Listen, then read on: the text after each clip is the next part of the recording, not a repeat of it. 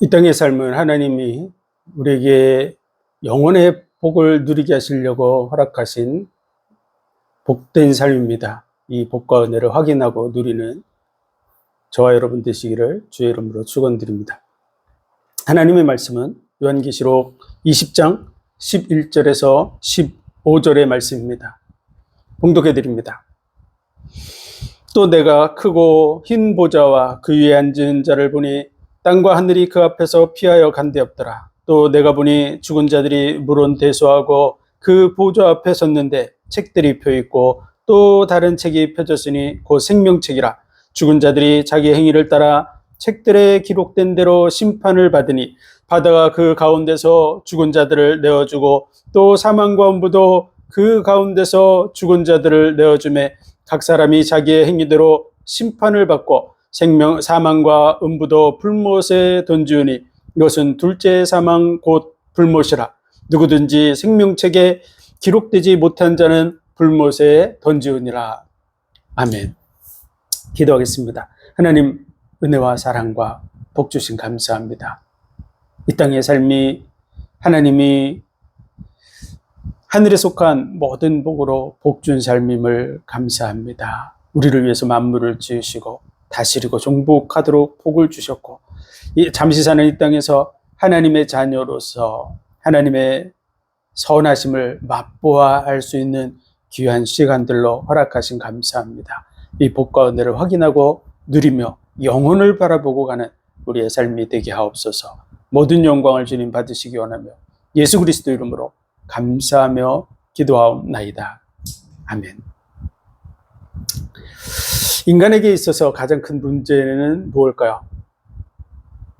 많은 문제들이 있지만 그 중에 가장 심각한 문제, 그것은 바로 죽음입니다. 우리는 이 땅에 우리 뜻대로 태어난 것이 아닙니다. 내가 환경을 만든 것도 아니고 또 이미 정해진 그러한 룰이 있어서 그 정해진 룰대로 우리는 지금 살아가고 있고 또 정해진 룰대로 반드시 이 땅을 떠나가야 됩니다. 죽음은 그냥 모든 것을 내려놓는 수준으로 끝나는 것이 아니고 우리 몸을 땅에다 묻거나 아니면 불태워야 되는 것이죠. 그렇다면 그 죽음이 우리 인생의 끝일까요? 그 답을 얻으려면 우리를 태어나게 하신 분한테 물어보면 되겠죠. 우리 부모님에게 물어보면 정확한 대답을 해줄 수 있을까요? 우리 부모님도 그 답을 모를지 모릅니다. 자신이 왜 태어났는지, 왜 이 땅에 태어났는지, 왜 죽는지, 죽음 이후에 끝인지, 아니면 뭐가 있는지. 우리 부모님도 모르고 있습니다. 그럼 그 위에 분에게 물어봐야 되겠죠. 우리를 나게 하신 분들한테 그 위로 또 올라가고 그 위로 올라가고 우리의 조상들로 계속 거슬러 올라가서 처음 우리를 나게 하신 분한테 물어보면 답을 주시겠죠. 진정으로 우리를 이 땅에 나게 하신 분. 성경은 그 부분에 대해서 우리에게 답을 주고 있습니다. 세상이 말하는 그런 진화론은 뭐라고 얘기할까요?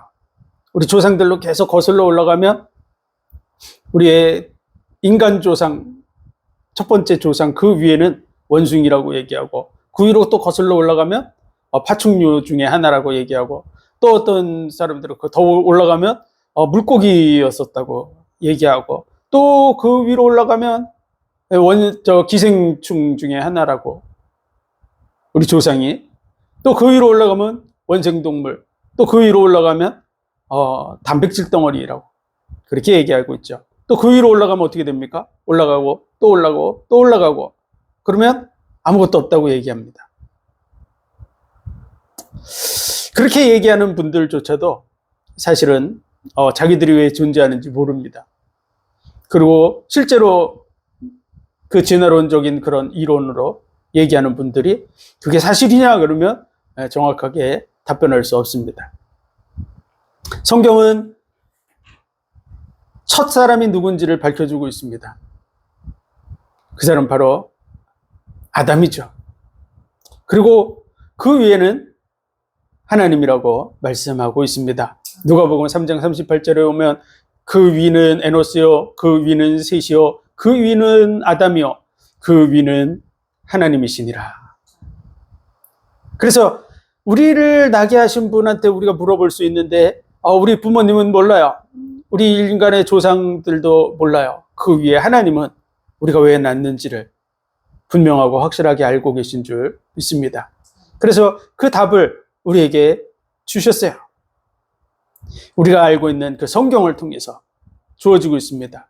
어떤 사람들은 성경을 세상에 있는 책들하고 똑같이 취급하려고 하지만 지구상에 가장 많이 팔리고 그리고 언약으로 구성되어 있는 책, 성경이죠. 그래서 구약, 신약.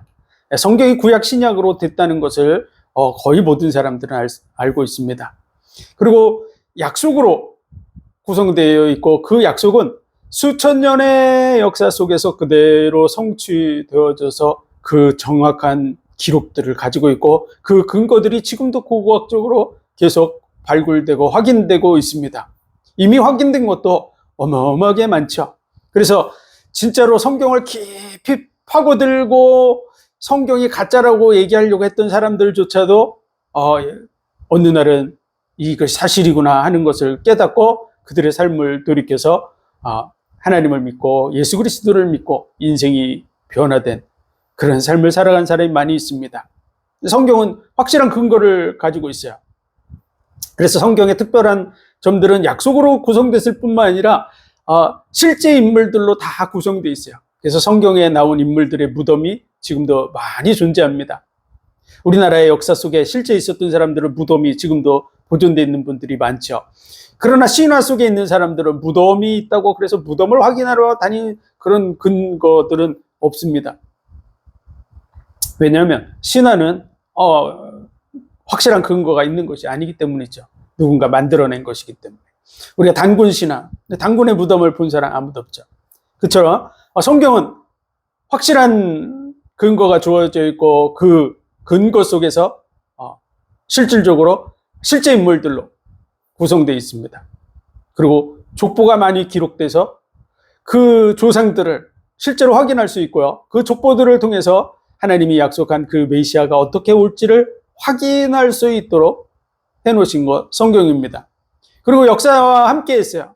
그래서 성경에는 세계적인 그런 그 주변 나라들의 역사, 세계의 역사, 노아 홍수 같은 경우 세계 속에서 일어났던 일들이죠. 그런 역사적 근거들이 확실하게 주어져 있습니다. 그리고 시작과 끝을 다 얘기하고 있을 뿐만 아니라 그 말씀들을 통해서 앞으로 이루어질 그런 일들에 대해서까지 예언이 되어져 있고 지금 그러한 일들이 서서히 성취되고 있죠. 마지막이 가까울수록 처처의 기근과 지진과 난리의 소문이 있으리라고 말하고 있는데 점차적으로 그리로 가고 있고요. 전 세계적으로 지진이 일어날 거라고 하는 생각을 갖는 것은 과학자들도 그렇고 조금 상식을 가지고 있는 사람들은 다 알고 있는 그런 상황입니다. 그래서 어마어마한 지진이 이제 지구상에서 일어날 거라고 하는 그런 공포 때문에 두려움에 사로잡혀 있는 사람들도 많이 있습니다. 성경, 세상의 책들하고는 완전히 다른 책이죠. 하나님의 감동으로 된 것이라고 기록되어 있고 그 성경을 통해서 하나님은 왜 인간을 이 땅에 나게 했는지를 분명하게 말씀하고 있습니다. 그래서 우리가 왜 이 땅에 태어났는지 그 부분에 대해서 창세기 1장 26절에 보면 하나님이 사람을 지을 때 이렇게 말씀하시죠. 우리의 형상을 따라 우리의 모양대로 우리가 사람을 만들고 하늘에 나는 것과 땅에 기는 것과 물속에 있는 모든 것을 다스리고 정복하게 하자. 이렇게. 하나님은 하늘에 나는 것, 땅에 기는 것, 물속에 있는 모든 것들을 다스리고 정복할 자로 우리를 지으셨어요. 뿐만 아니라 우리의 형상, 우리의 모양대로 사람을 만들자고 해서 그 우리의 형상, 우리의 모양은요, 우리가 자녀들이 부모를 닮죠.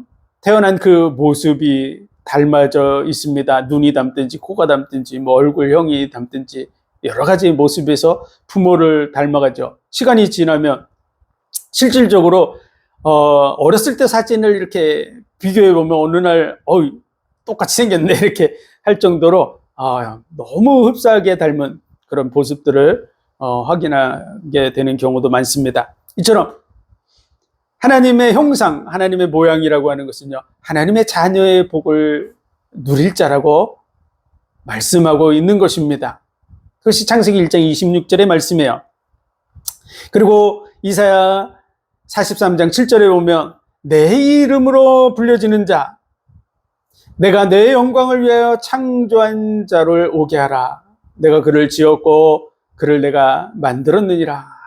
내가 그를 지었고 내가 그를 만들었는데 나의 영광을 위해서 창조했다고 말합니다. 하나님의 영광을 위해서 우리가 지어진 줄 믿으시기 바랍니다. 그 깊이 있는 내용은 뭐 다른 부분에서 얘기해야 되겠지만요. 여기서 잠깐 얘기한다면 진정한 하나님의 영광은요, 어떻게 하나님의 영광을 받으시냐? 우리 마음 깊은 곳에서부터 확실하게 그렇다고 인정하고 하나님 앞에 영광을 돌릴 때 하나님은 진정한 영광을 받으시는 거죠. 마음이 느껴지는 거야.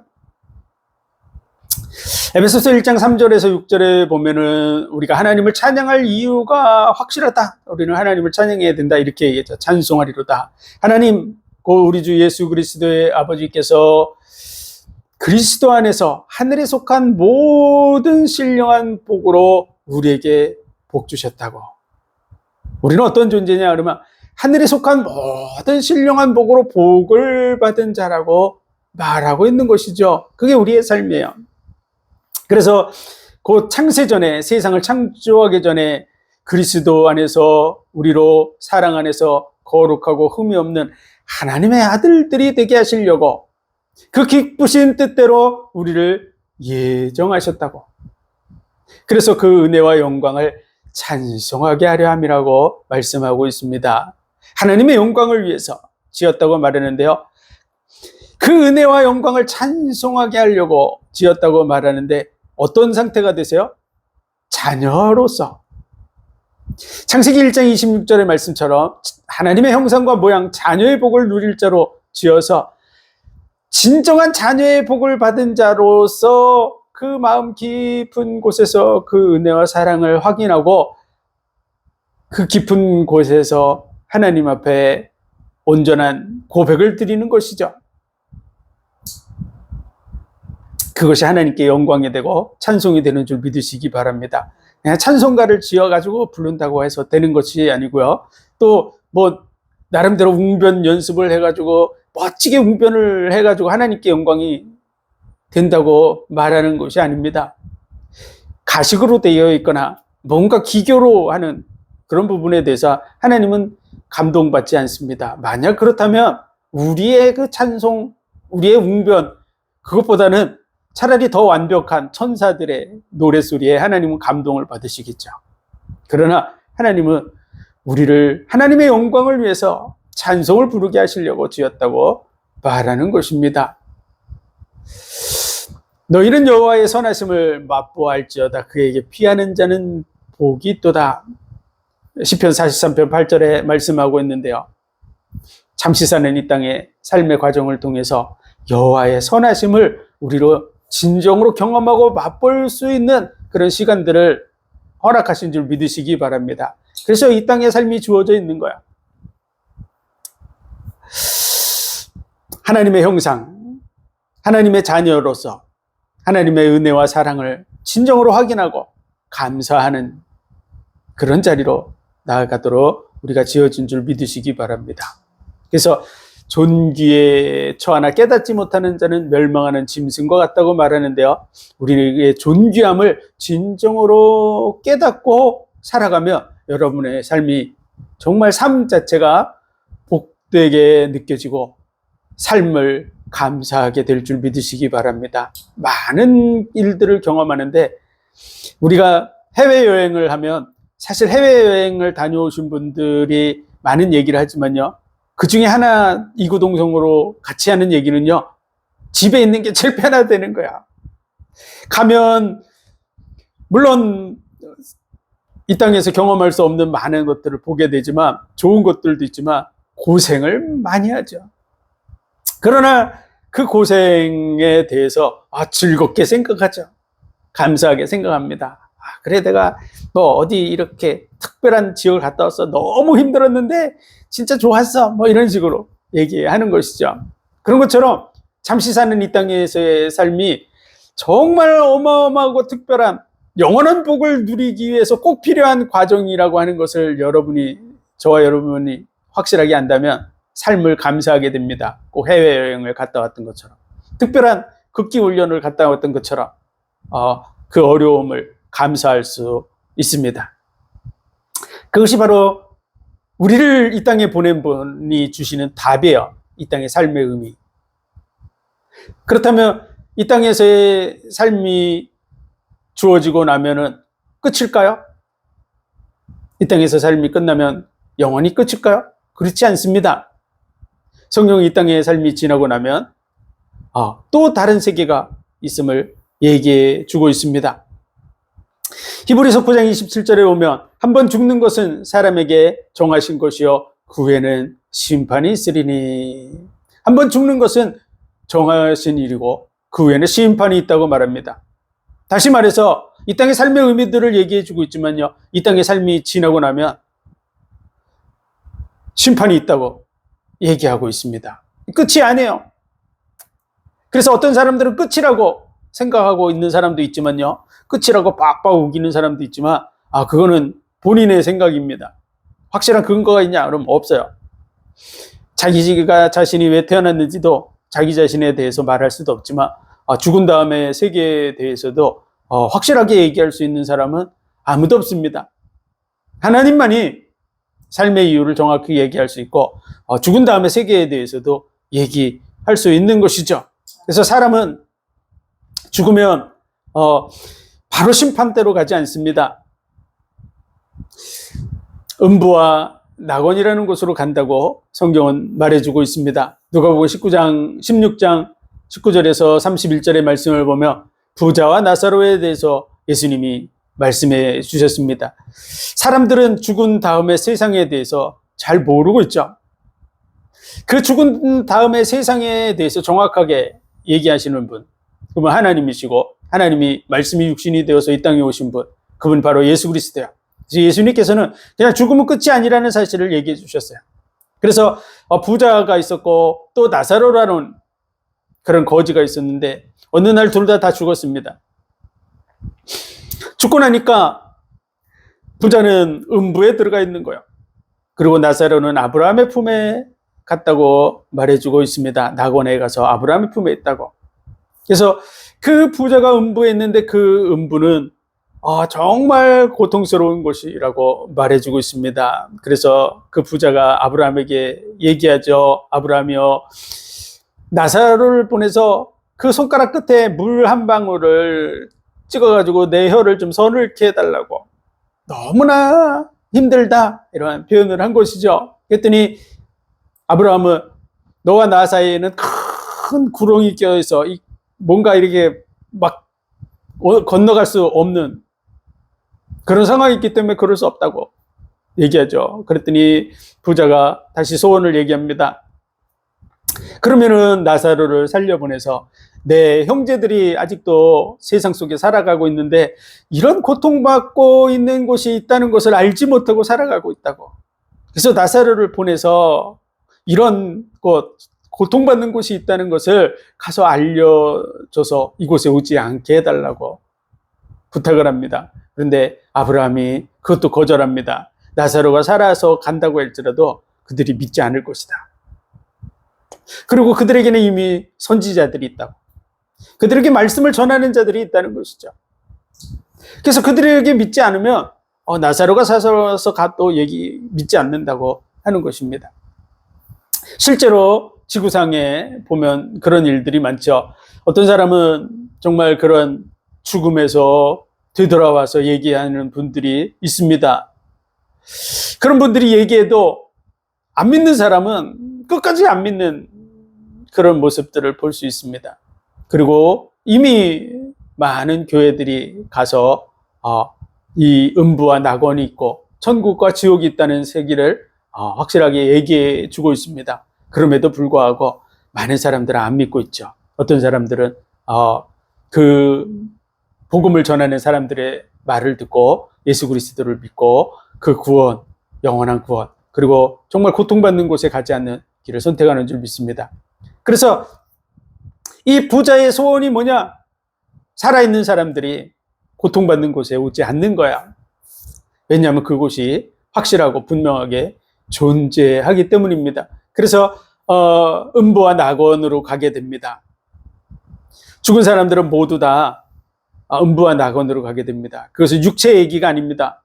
육체는 땅에 묻혔거나 아니면 불태워졌거나 이 땅에 있는 부분 속에서 다 소멸되죠. 우리 영혼이 몸을 떠나서 음부와 낙원에 가서 기다리고 됩니다. 언제까지 기다릴까요? 예수님이 재림하고 심판이 이루어지는 그때까지 그들은 음부와 낙원에서 기다리게 됩니다. 그리고 때가 되면 이제 예수님이 재림할 때 부활하는 역사가 일어납니다. 그래서 예수님께서 요한복음 5장 28절에 이렇게 얘기했죠. 이를 놀랍게 여기지 말라. 이것을 이상하게 놀랍게 생각하지 말라는 거야. 당연한 일이다. 이런 표현이죠. 그래서 무덤 속에 있는 자가 다 그의 음성을 들을 때가 오나니 선한 일을 행한 자는 생명의 부활로, 악한 일을 행한 자는 심판의 부활로 나오리라. 반드시 죽은 자가 다시 살아나는 일이 있다고 얘기해 주는 것이죠. 그래서 이것을 이상하게 생각하지 말라, 놀랍게 생각하지 말라, 당연한 일이다. 선한 일을 행한 자는 생명의 부활로, 악한 일을 행한 자는 심판의 부활로 나오게 될 것이라고. 계시록 20장 6절에도 그 첫째 부활에 참여하는 자들은 복이 있고 거룩하도다. 둘째 사망이 그들을 다스리는 권세가 없고. 첫째 부활에 참여하는 자는 복이 있다고 말합니다. 그들은 바로 예수 그리스도를 믿고 그 구원의 은혜 속에서 죄사함을 받고 하나님의 자녀의 응답의 자리에 서 있는 자들입니다. 그들에 대해서 예수님은 나는 부활이요 생명이니 나를 믿는 자는 죽어도 살 것이요 살아서 나를 믿는 자는 영원히 죽지 아니하리라. 예수 그리스도를 믿는 자는 죽어도 살고 살아서 믿는 자는 영원히 죽지 않는 몸으로 있게 됩니다. 그래서 이 땅에서 예수님 오기 전에 죽은 사람들은 다시 살아납니다. 그리고 예수님 오실 때 살아있는 사람은 오련히 변화돼서 변화된 몸을 입게 돼서 다시 죽지 않게 됩니다. 그 말씀을 하고 있는 것이죠. 오늘 본문 말씀 계시록 20장 11절에서 15절의 말씀을 보면 또 내가 크고 흰 보좌와 그 위에 앉으신 자를 보니 땅과 하늘이 그 앞에서 피하여 간 데 없더라. 땅과 하늘이 그 앞에서 피하여서 간 데가 없는 거야. 땅이 없어지고 하늘이 없어지면 어떻게 됩니까? 모든 생명체들은 다 없어지게 됩니다. 하늘이 있어야 되고 땅이 있어야죠. 땅만 있다고 살 수 있는 게 아니죠. 처음 하늘과 처음 땅이 다 사라졌습니다. 이제 잠시 사는 이 땅의 삶, 하나님의 선하심, 여호와의 선하심을 맛보할 수 있는 그런 장이 이제 더 이상 필요치 않은 것이죠. 하나님이 예비하신 영원한 나라에 가기 전에 이제 심판이 이루어지는 모습을 보여주는 것이 오늘 본문의 말씀입니다. 우리가 죽음이 끝이 아니고 한 번 죽는 것은 정한이 있죠. 그 후에는 심판이 있으리라고 말한 대로 심판받는데요. 그 장면을 보며 희고 큰 보좌가 있고 그리고 그 위에 앉으신 이가 있는데 하나님과 예수 그리스도와 그리고 성도들이 그 자리에서 지켜보고 있는 것이죠.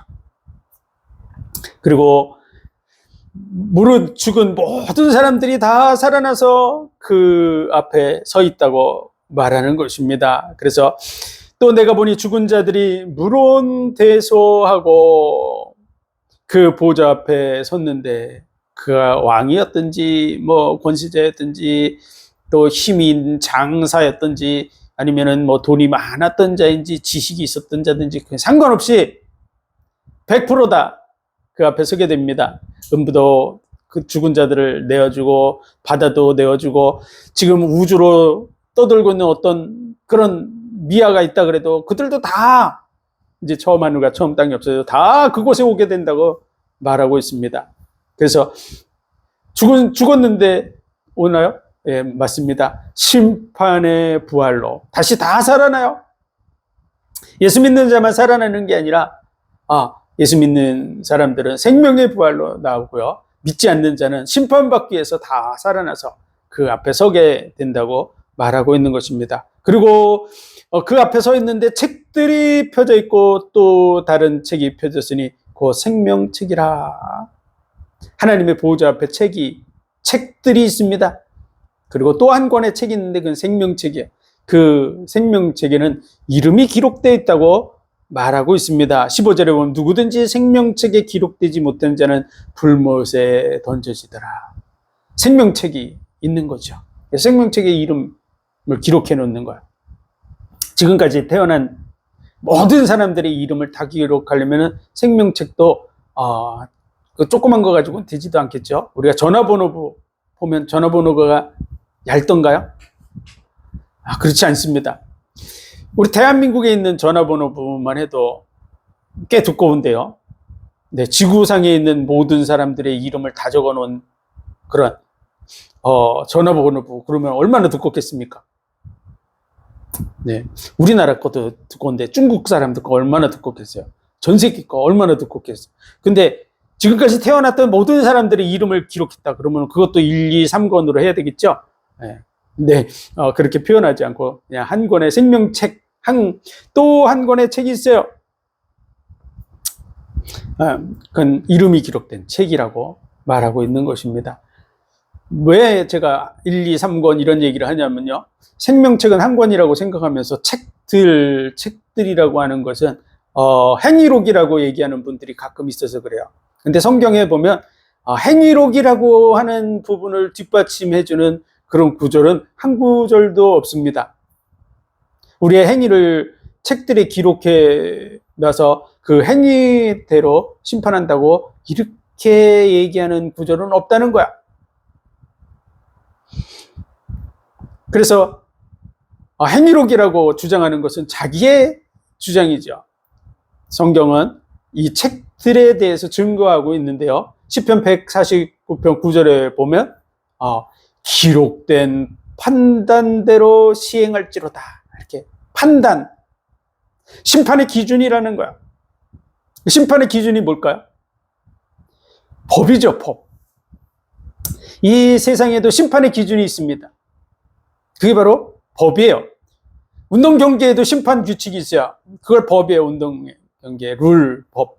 그런 것처럼 재판할 때 당연히 우리가 제대로 된 그런 나라라면 법전들이 있어요. 심판의 기준이 확실하게 있습니다. 마찬가지로 인간도 그런데 하나님께서 심판의 기준이 없겠어요? 그 심판에 우리 기준을 준 줄 믿습니다. 그것을 가리켜서 시편 149편에 기록된 판단대로 시행할지로다. 기록된 판단이 있습니다. 그게 바로 하나님의 말씀인 줄로 믿습니다. 히브리서 4장 12절에 보면 하나님의 말씀은 좌우의 날선 어떤 검보다 예리해서 혼과 영과 관절과 골수를 찔러 쪼개기까지 하며 만물이 벌거벗은 것과 같이 그 앞에 드러나고 우리의 마음과 생각을 감찰한다고 말하고 있습니다. 하나님의 말씀은 좌우의 날선 어떤 검, 인간이 만든 어떤 검, 광선검보다도 더 예리한 거 정확하게 잘라낸다고 하는 것이죠. 판단한다고 하는 것이죠. 그 어떤 검보다 더 예리해서 혼과 영과 관절과 골수를 찔러 쪼개기까지 하며, 이 말은요, 우리의 혼 속에서, 영 속에서, 우리 속에서 벌어지고 있는 모든 일들을 다 세세토록 다 분별하고 심판할 수 있게 된다고 하는 거예요. 우리의 마음과 생각을 감찰한다고. 우리의 마음 속에서 뭔 생각을 하는지. 네?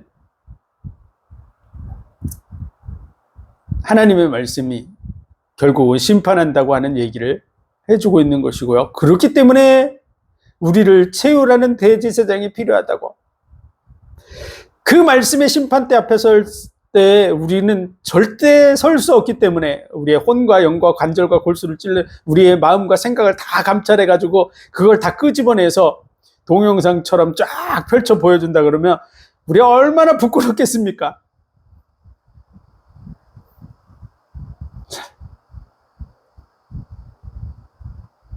하나님의 말씀 앞에 서게 될 때 우리 속에 있는 것까지 다 들춰내서 심판한다고 말하는 것이 히브리서 4장 12절이에요.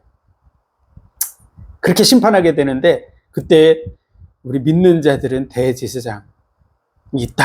이런 표현을 한 거죠. 우리를 채우라는 대제사장. 그래서 그를 힘입어서 우리가 거기서 건짐을 받은 것이라고 얘기하는 거. 우리 심판받지는 않습니다.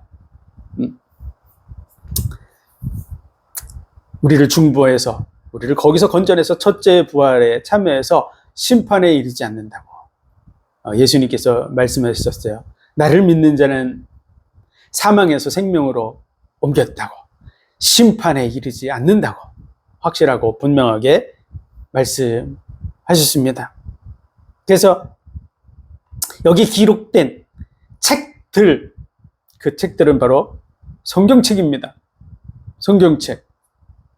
그래서 디모데후서 3장 14절에서부터 17절의 말씀을 보면 하나님의 말씀은, 하나님의 성경은 하나님의 감동으로 된 것이라고, 교훈과 책망과 바르게 함과 의로 교육하게 유익하며 하나님의 사람으로 온전케 하며 구원에 이르는 지혜가 있게 한다고. 우리가 어디로 가야 구원받는지를 우리에게 알려주고 있는 것이죠. 이 나라의 법이요, 우리가 어떻게 하면은 법에 저촉돼서 심판받지 않고 바르게 살아갈 수 있는가 하는 부분을 이렇게 정해놓은 거예요, 룰을. 그런 것처럼 성경이 그와 같은 역할을 하는 것이죠. 우리를 하나님의 사람으로 온전한 삶을 살 수 있도록 방향을 열어주는 것, 그게 바로 성경이라고 말해주고 있는 것이죠. 법은 사실은 심판을 위해서 있는 것이 아니라 많은 사람들을 보호하기 위해서 있는 거야. 어떤 사람들로부터? 범죄자들로부터. 법으로 보호하지 않으면 어떻게 될까요? 범죄자들이 마음대로 사람들을 죽이고 물건을 빼앗고 도적질하고 사기치고 막 이런 일들을 해서 수많은 사람들의 피해자들이 생기는 거죠. 선량한 사람들. 그래서 그 범죄자들을 구속하고 그들을 선량한 사람들에게 피해를 덜 입히도록 보호하는 역할을 하는 것이 법입니다. 법의 기능은 사실은 보호에 있어요. 심판에 있는 게 아니에요. 하나님의 법도 마찬가지야. 우리를 보호하기 위해서 있어요. 그래서 디모데후서의 그 말씀은 우리를 보호하기 위한 것이다 라고 얘기하는 거야. 그리고 악한 자들은 이렇게 심판한다 라고 하는 것이 시편 149편 9절의 말씀이고요. 그리고 히브리서 4장 12절의 말씀이고, 오늘 본문의 말씀이요, 하나님의 보호자 앞에서 하나님의 책들을 펼쳐놓고 그들의 행위, 그들의 악한 부분들, 그 악한 부분들을 어떻게 하나님이 다 이렇게 알게 하실까요? 성경에 보면 내 말로 의롭다함을 받고 내 말로 정죄함을 받으리라. 그리고 하나님 앞에 설 때 우리가 그 죄를 직고하게 된다고 하는 그런 표현이 있는데요. 우리의 그 말소리도 듣게 될 뿐만 아니라 우리가 범죄하는 그 말을 우리가 듣게 돼요. 그리고 우리의 모습들을 우리가 보게 됩니다. 하나님의 심판대 앞에 서게 될 때 하나님 앞에 우리가 직고하게 되는 이유는요, 우리가 이 세상에도 많은 사람들이 몰래 범죄를 한다고 해가지고 막 은폐시키고 범죄하고 그걸 막 노출시키는 사람은 많지 않죠. 대부분 이렇게 감춥니다. 땅에 묻거나 사람들이 모르는 곳에 버리거나 뭐 이런 은밀하게 이렇게 하려고 그렇게 하는데, 어느 날 그가 자백할 때가 있습니다.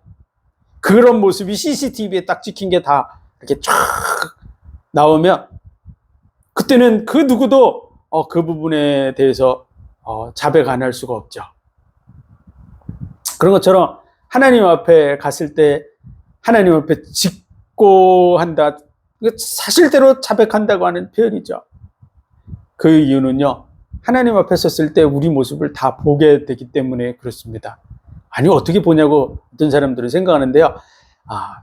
우리의 모습이 다 지금 우주로 날아가고 있어요. 우리가 가시광선으로 돼 있는 것도 우주를 향해서 날아가고 있지만요. 가시광선뿐만 아니라 자외선과 적외선에 찍힌 모습들도 다 날아가고 있어요. 그래서 우리의 뼈마디들이 움직이는 모습들이 다 있어요. 내가 못된 짓 하면요, 그 모습이 그대로 다 찍혀 있어요. 어떤 모습으로? 엑스레이 찍어 놓은 것처럼 내가 예를 들어서 물건을 훔쳤다 그러면 그 모습이 엑스레이 모습으로 찍혀 있는 모습이 있어요. 그냥 자외선, 적외선, 이 엑스레이도 거기에 그런 선들 중에 하나죠. 그런 모습으로 찍혀 있어요. 뿐만 아니라 우리의 모습 그대로 가시광선으로 찍혀 있는 모습도 우주를 향해서 날아가고 있어요. 동영상으로 재생할 수 있어요. 과학적 상식이 있는 사람들은 누구나 다 알 수 있는 얘기입니다. 우리가 카메라로 찍는 것도 사실은 우리 모습이 빛이 반사돼서 그 가시광선이 거기 가서 날아가다가 거기 딱 잡힌 것이죠. 그리고 예수님께서 이 아이들이 잠잠하면 돌들이 소리 지를 것이다 이렇게 얘기했는데요. 옛날 시대에는 그냥 예수님이 비유로 하신 거야 이렇게 생각하는 그런 구절이지만 요즘에는요, 돌 하나에 얼마든지 저장할 수 있다는 것을 알 수 있습니다. 아직 과학기술이 더 발전하지 못해서 그렇죠. 얼마든지 돌에 저장할 수 있습니다. 옛날엔 누가 이 우리의 모습들, 동영상들을 이 칩에다가 집어넣을 수 있다고 생각했겠습니까? 100년 전, 200년 전에는 꿈도 못 꾸는 일이죠. 그런데 돌에서 추출한 그런 실리콘과 같은 그런 곳에 우리의 모습을 저장하고 있죠. 하나님의 능력 중에 하나를 우리가 깨달아서 사실은 그런 것들을 하나 만든 거예요. 하나님의 지혜 중에 하나예요. 근데 우리는 뇌를 3% 사용하는데도 컴퓨터를 만들고 컴퓨터 칩을 만들어서 거기에 동영상들을 저장하고 그러는데 전능하신 하나님께서 우리의 모습을 저장하지 않고 있을 거라고 생각하는 것은 큰 착각입니다.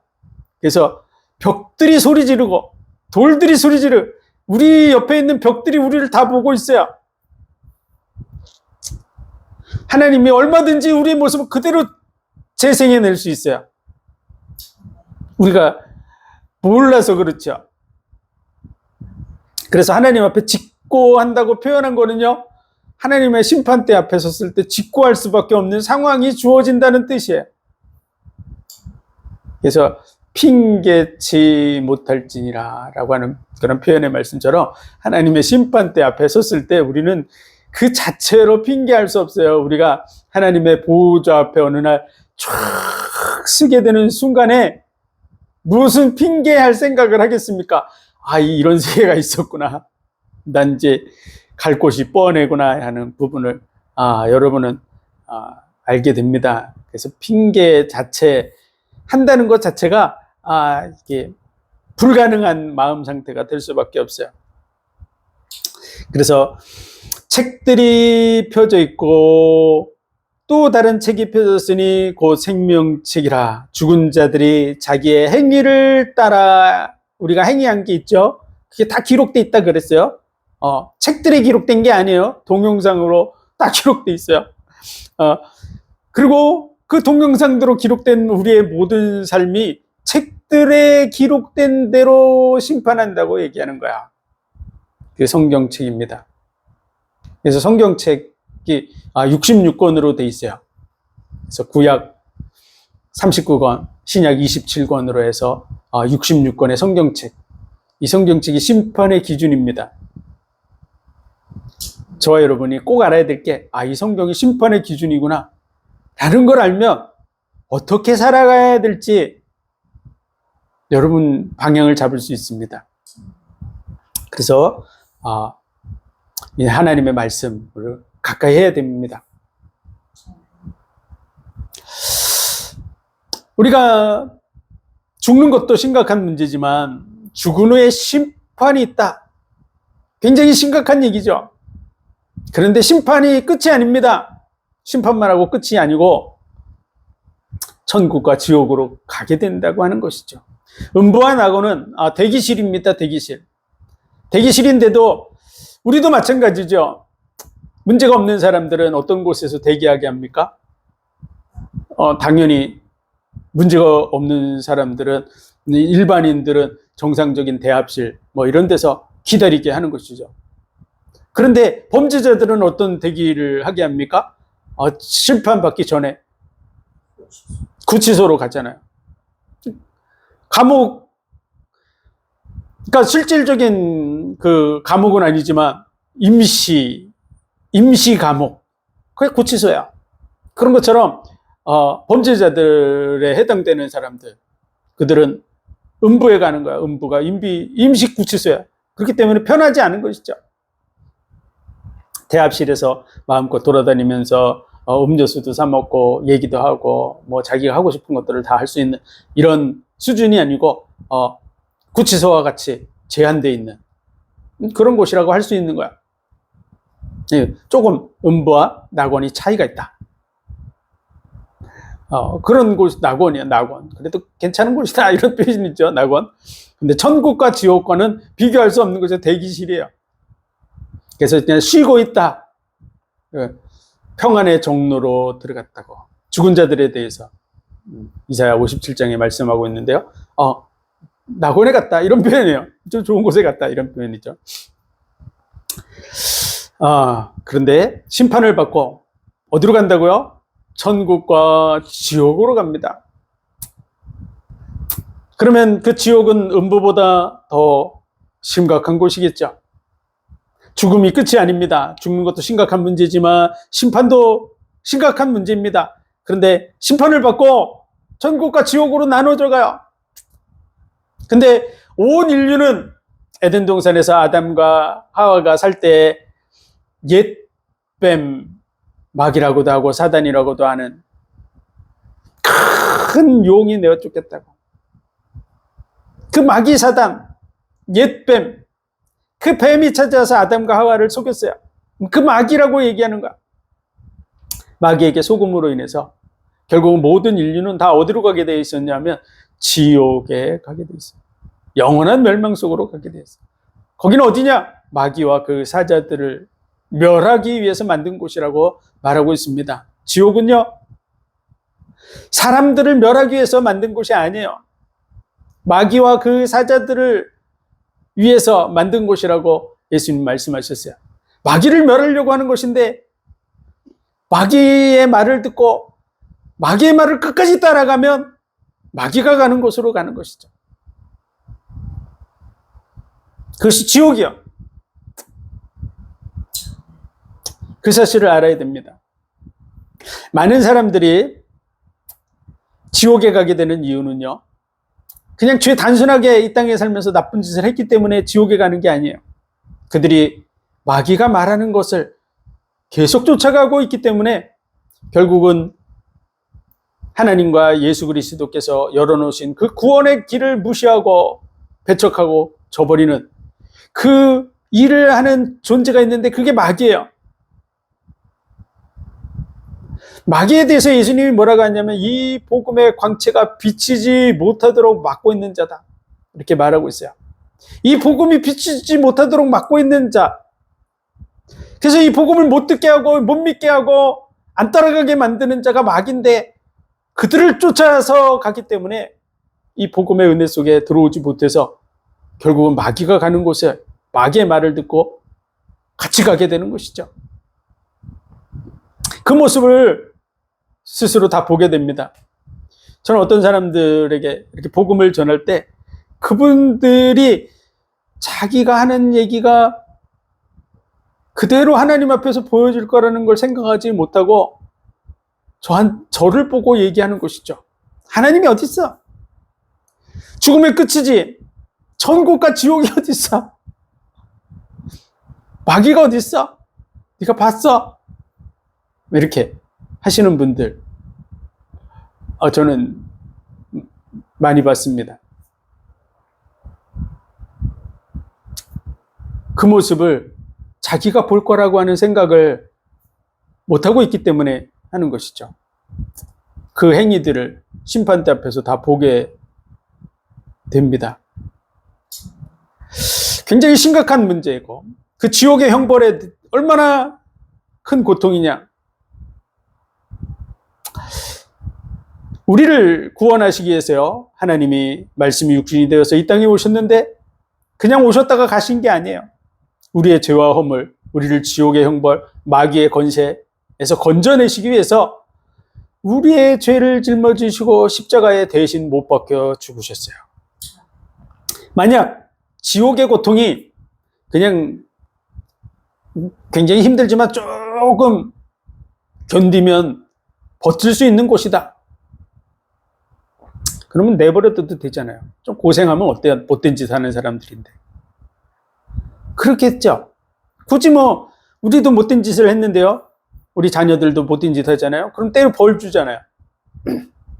좀 벌 받는, 갔다가 그냥 올 수 있는 곳이라면 좀 보내도 되잖아요. 너 저기 가서 무릎 꿇고 앉아, 여기 손 들고 있어. 그 고통스럽죠. 근데 조금 이따 풀어줄 거야. 그러니까 굳이 내가 걔를 위해서 대신 죽을 필요가 있겠어요?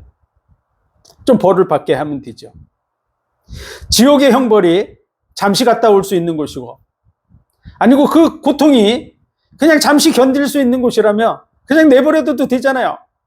굳이 하나님께서 친히 이 땅에 오셔서 십자가를 지고 죽는 고통까지 겪을 필요가 있을까요? 십자가를 지고 죽는다는 게 쉬운 일입니까? 여러분, 십자가를 진다는 것은요, 40의 하나를 감하는 채찍에 맞는다고 하는 것인데요, 거의 죽도록 때린다는 뜻입니다. 얼마나 고통스럽겠어요.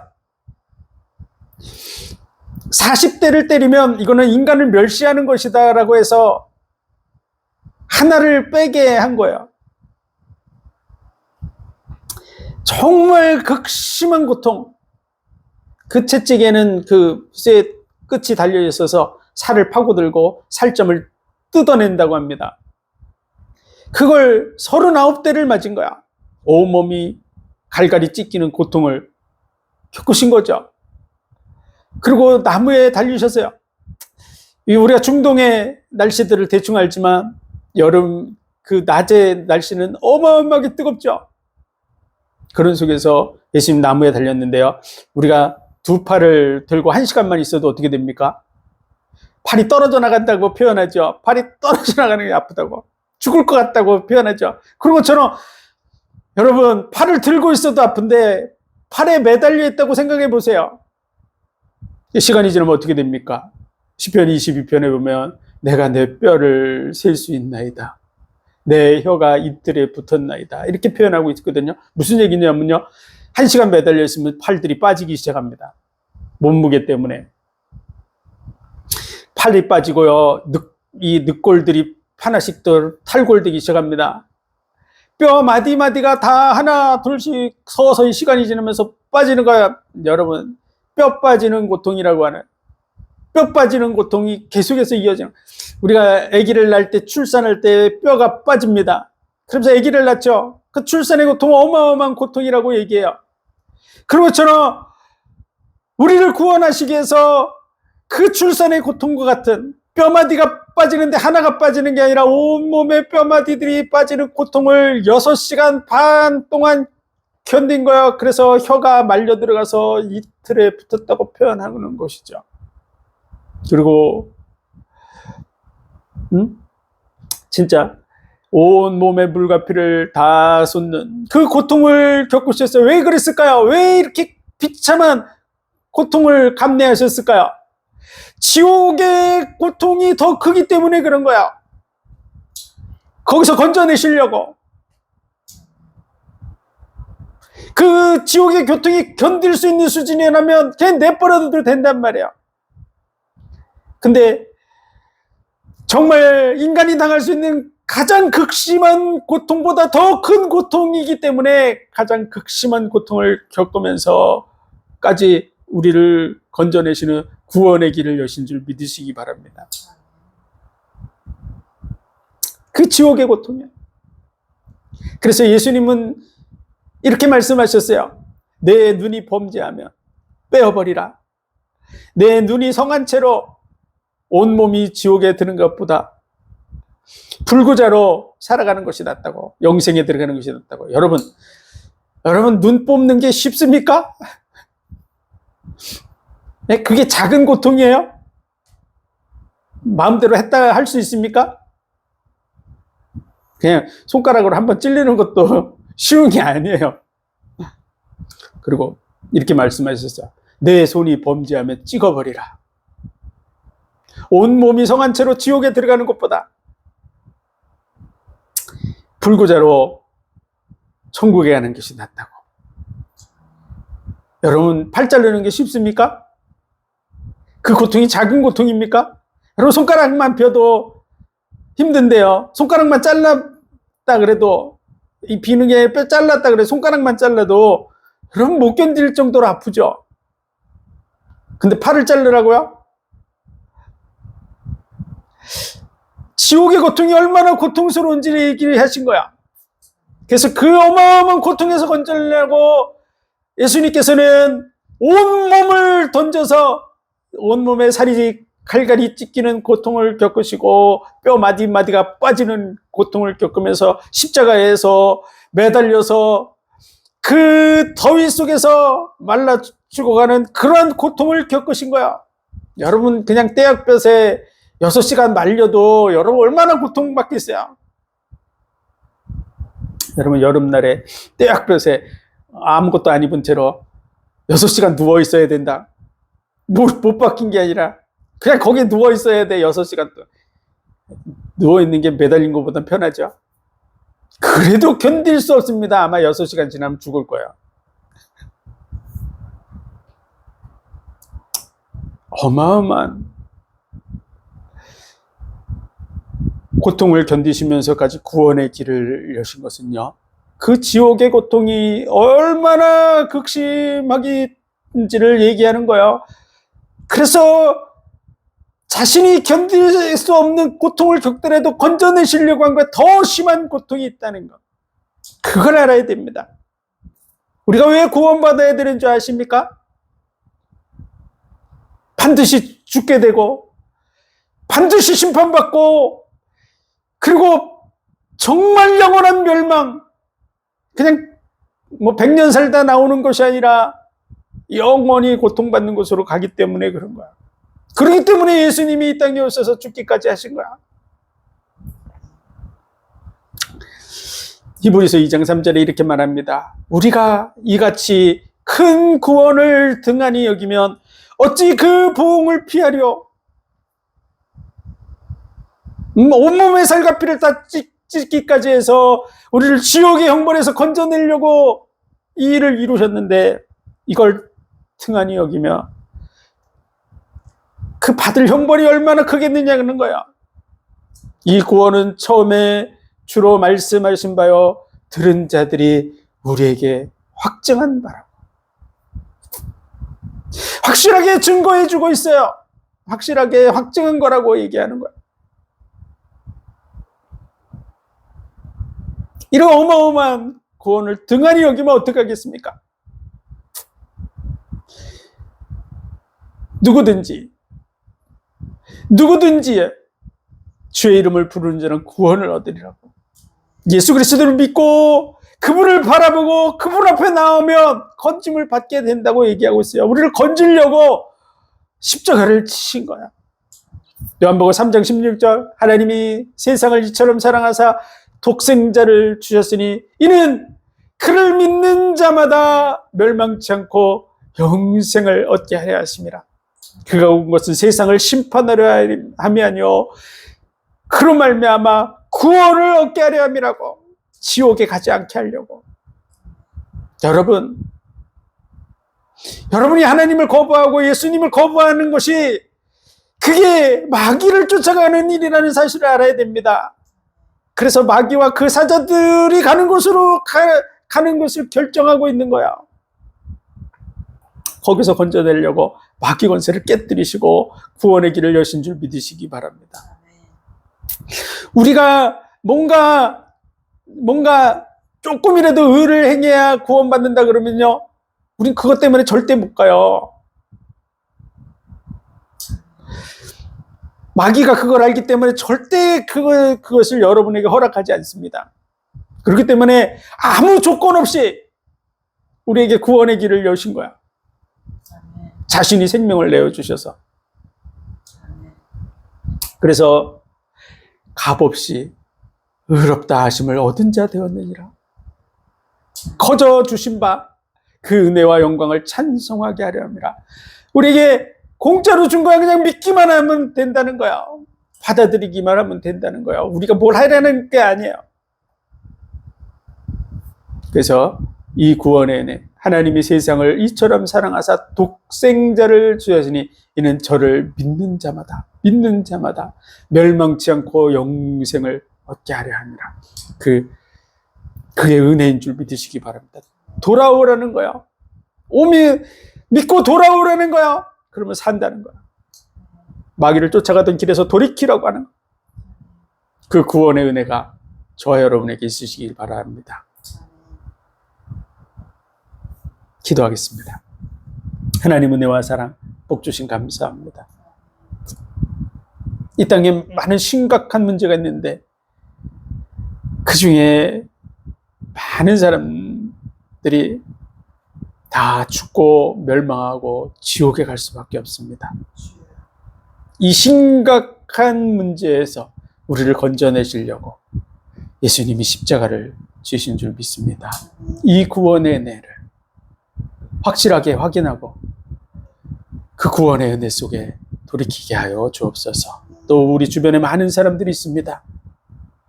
그들로 멸망받는 곳으로 가지 않도록 이 복음을 증거하는 삶을 살아가게 하여 주옵소서. 모든 영광을 주님 받으시기 원하며 예수 그리스도 이름으로 감사하며 기도하옵나이다. 아멘.